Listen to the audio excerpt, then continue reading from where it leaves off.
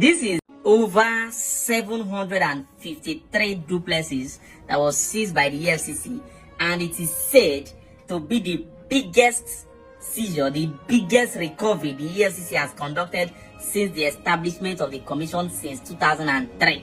And guess what?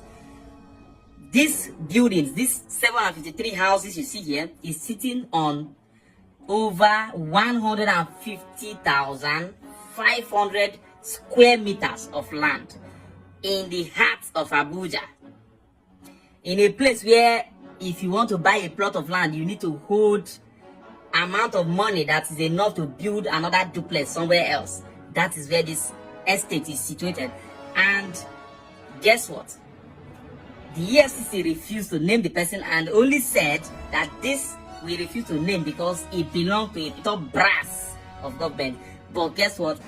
Omoyele Shore, the Sahara Reporters runner, alleged that this asset belongs to Godwin Emefiele, the same man that is embattled for several corruption allegations that is facing the charges in the court.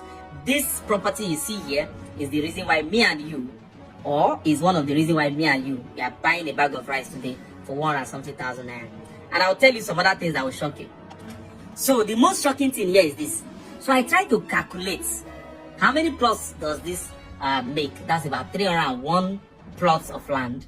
301 plots of land. And guess what? Even if one plot there, or let's say each house there together with the land cost about 200 million, that would be a total of 150 something billion naira that one man stole in a single transaction.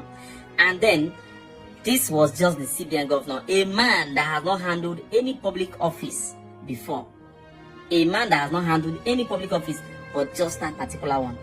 And he could steal all this amount. Then you begin to wonder, what is left of the country in itself? We have about 774 local government chairmen. If all these people steal in their own level, the 36 governors still at their own level, ministers still at their own level, lawmakers at 400 something lawmakers still at their own level, commissioners still at their own level, what is left for the Nigerian people? I call this particular one an organized crime against humanity, an organized crime against the Nigerian people, an organized crime against the Nigerian state. See, let me now break the implication of this thing down to you.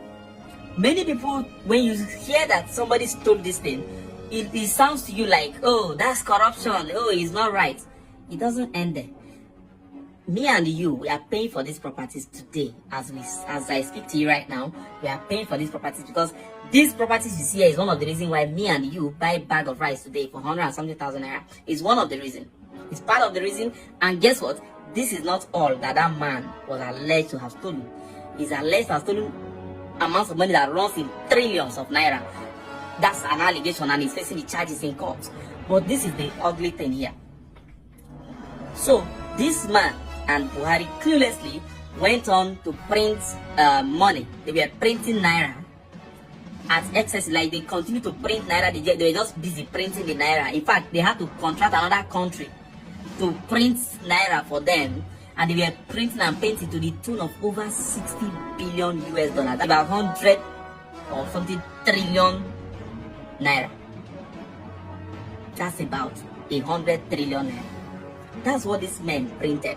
Or Emefiele and the president Buhari, they printed it and they did not use it for anything. Nigerian budget was just 20 something trillion. Nigerian budget for 2023 was just 20 something trillion. But these guys went on to print a whopping over 100 trillion naira, 100 trillion, with no economic impact and no economic backing for the money. They were just printing and printing and printing and printing, and they were using it to do what? They invest in themselves. That you buy rice today for 100,000 naira is me and you repaying back the money they printed in excess. 60 billion US dollars. Nigerian budget in dollars is about 20 something billion dollars. So if somebody printed 60 something billion dollars and made away with it, take it out of the economy, you can imagine what is left of Nigeria itself as a country. This is shameful. This is unbelievable. This is unacceptable. if the Nigerian government, even as they try to shield his name, I don't know the reason, you are trying to protect a criminal in this country, we worship big thieves. Big thieves. What for? Why shield his name? Tell us his name. Let's know those that has put this untold hardship upon the Nigerian people.